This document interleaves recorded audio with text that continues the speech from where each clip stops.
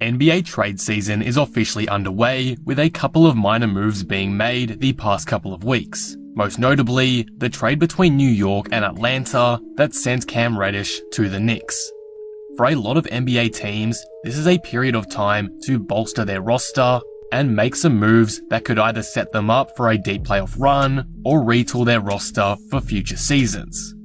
A team that falls into the latter is the Houston Rockets, who have been kind of awful at times this season, but also great here and there. There's a lot of things to like in H-Town, and also a lot of improvements they can make to their roster through trades. So that's what I want to talk about today. More specifically, in today's video, I'll be discussing some players potentially on the trade block for the Rockets currently, how realistic it is that they get moved at the deadline, and finally, some potential trade packages that the Rockets may consider for these players at the deadline. Before we start, if you're new here and enjoy the video, be sure to subscribe for more NBA content like this. I'm trying to reach 18,000 subscribers and we're like 20 subs away from that goal, so all support would be greatly appreciated. Anyway, with that being said, let's talk about the Houston Rockets. Firstly, let's take a look at the players on the trade block for the Rockets. The obvious guy on that list is John Wall, who has mutually agreed to sit out the season with Houston while they look for a trade for him. It kind of sucks, to be honest. I'd love to see John Wall out there playing some nights, and it's really a waste of his talent, as the Rockets really need a true point guard to run the offense right now. But I do understand the negative impacts him playing could have on the development of the younger guys on this roster. As they say, experience can be the best form of development, and without Wall playing, Green, Porter Jr., Christopher, etc. will get more minutes and therefore more first-hand experience to develop under. So, can Wall be realistically traded? According to reliable reports from Woj and Shams, at this point it seems incredibly unlikely that Wall is moved. With his enormous contract and declining play as a result of age and previous injuries, basically every team in the NBA is unwilling to cough up something to take on Wall. The only way it seems like the Rockets could dump Wall is if his contract is waived, but that appears to be as unlikely as a trade at this point. So, while trading Wall would be amazing for Houston and surely give them plenty of assets to add to the core of this team, it's just going to be extremely difficult to find a suitor for Wall, again, due to the size of his contract. In my eyes, I think the Rockets should try their best to move Wall at the deadline, make some calls again to see what the market's like, but if teams still aren't budging, it's probably best to not waste time on the situation if it's just in a stalemate. If I had to come up with any trade for Wall, the best one that I could think of that can work contracts-wise is a Ben Simmons for Wall swap. Both players want out of their current organization and both would be a beneficial addition to their new teams. The 76ers could use Wall's playmaking abilities and solid perimeter defense at the guard position, as without Simmons, this area lacks depth in Philly. He'd also be a good secondary or third option next to Embiid, because as elite as Embiid is and how solid the Sixers supporting cast has been at times this season, I'm kind of expecting them to fall short in the playoffs with the way their roster is currently constructed. But hey, that's for another video. As for the Rockets, Simmons would be a huge help defensively, but his ability to be a floor general and playmake would be arguably the biggest boost to the Rockets offense, particularly in transition. That's where I really like the fit of Simmons on this Rockets team, as his transition passing would provide the insanely athletic guys on this roster, like Green, KPJ, Christopher and KJ Martin, more opportunity to get downhill toward the basket in the open court. The Rockets already have a very fast pace, first in the league. So add into that one of the best transition passes in the NBA, you are bound for some big improvement.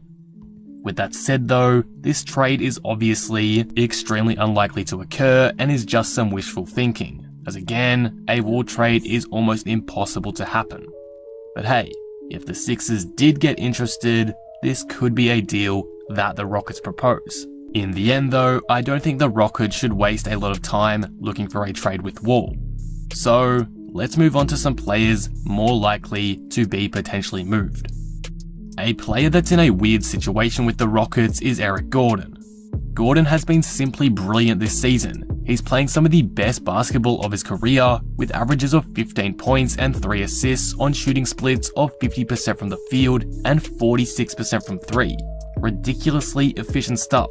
This does cause a bit of a dilemma for the Rockets though, as there are obviously positives for them in keeping Gordon, as we've seen throughout this season, but there are also positives of looking for trades for Gordon, as his value would be at an all-time high with this elite play. If the Rockets keep him around, he'll continue to provide consistent scoring and a valuable presence in the locker room as a leader for this young team, as his composure offensively is often a must late in games. His ability to create offense when the Rockets are in a slump is incredible and is a big reason why Houston has been as competitive as they've been thus far this season. However, with Houston in a rebuild, Gordon is obviously not a big part of this team's future, so trading him now with his value at its highest might be a smart idea. I doubt the Rockets trade him unless they're getting good value in return though, and as he's still signed on for next season, there's a good chance that Houston keeps him around for the time being this season instead of hectically rushing into a trade just for the sake of it.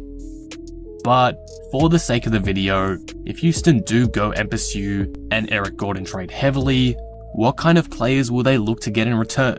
According to reports, Phoenix has engaged in trade talks with Houston surrounding Eric Gordon, and I think this has potential, though as I mentioned, nothing probably comes out of it.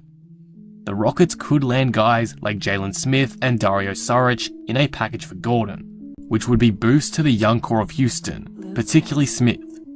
Smith currently doesn't get a lot of playtime behind Ayton, but in the games where he does get big minutes, he has shown flashes of being a really solid NBA player.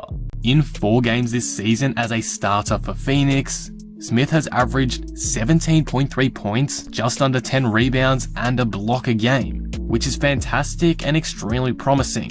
So I think a big opportunity in Houston would do wonders for him and the Rockets front court. In the end though, I'd personally still keep Eric Gordon right now unless a deal is put forth where the Rockets get great value back for him. EG is just that essential cog to the engine that keeps the Rockets machine running, so I wouldn't really recommend making any impulsive trade with him involved just yet. But again, if the dream deal arises that boosts the Rockets defense and maybe provides them a better young playmaker as well to put in the backcourt or in the second unit, it would make sense for the Rockets to go for it, as those are the things they really need right now. And considering Gordon's high trade value at the moment, it wouldn't shock me if they're able to get a deal centered around that done. Finally, the last player I want to talk about today when it comes to potential trades for the Rockets is Christian Wood. Wood is the all-star of this team, no question, and while he's having a slight down year compared to what many were expecting him to be, I still think he's been pretty good. Personally, I also believe some of his shortcomings are not all his fault. To me, if he's paired with a better playmaker, particularly out of the pick and roll, he'd be an all-star this season. It's why he was so dominant before his injury with Harden last season, because the elite playmaking of Harden made it so easy for Wood to score. And while KPJ is solid and improving in that area with each game, he's just not at that level yet. So Wood has been struggling a bit and evidently frustrated because of it, as we all know. Because of this attitude and sometimes lack of effort from Wood, many are calling for him to be traded, which I personally think is a bit irrational. Wood is probably not the main guy for this team long term, I get that, but I also don't think there's a need to get him out of the picture immediately. He's the Rockets' best bet as a number 1 option currently, and there's nothing wrong with a young team being competitive, so personally, I'd want to keep him around. I understand the frustrations with him, how his play can sometimes limit Jalen and Şengün's, all of that stuff. But trading him this season just seems so reckless to me that in the end, the idea really makes no sense and would have a lot more negatives than positives.